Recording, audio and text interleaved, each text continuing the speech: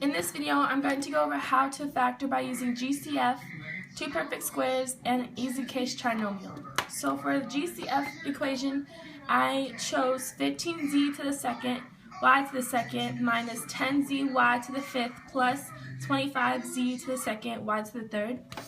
In order to do this, you have to take out a number that can be divided into all of the numbers. So the greatest common factor for this equation would be 5.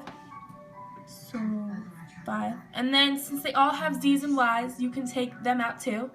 So the greatest z would just be a z because these two have to the second power, but this one doesn't, so you can't take out more. And then for the y, you would do y to the second. And then parentheses. So 15 divided by 5 is 3. And 2 minus 1 would be 1z.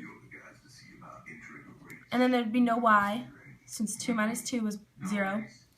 And then it would be subtracting negative 10 divided by 5 is negative 2.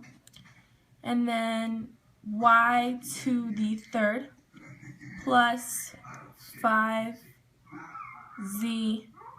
y.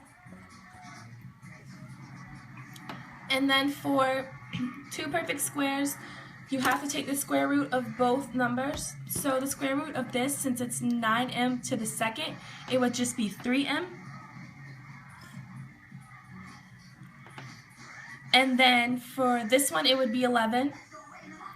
So you would do 3m plus 11. And then in other parentheses, you would do 3m minus 11. And then you would use the FOIL method. So it would be 3m times 3m, which would be 9m to the second. And then 3m times negative 11, which would be negative 33m. And then 11 times 33 is 33m. And then 11 times negative 11 is negative 121. Since these two are the same numbers, but one's positive and one's negative, they would cancel each other out. So it wouldn't be a part of the equation anymore. So what you would have left is 9m to the second minus 121. And that's exactly what you had for the first equation. And then for the easy case trinomial, you would have to, well, I use the X method. And these are labeled A, B, and C. So C always goes on the top, so it would be negative 24. And then B goes on the bottom, so that would be 2. And whatever two numbers multiply to get negative 24 and adds up to get 2 is the answer. So what I got was 6 and negative 4, because 6 times negative 4 is negative 24, but when you add them together, it would leave a positive 2.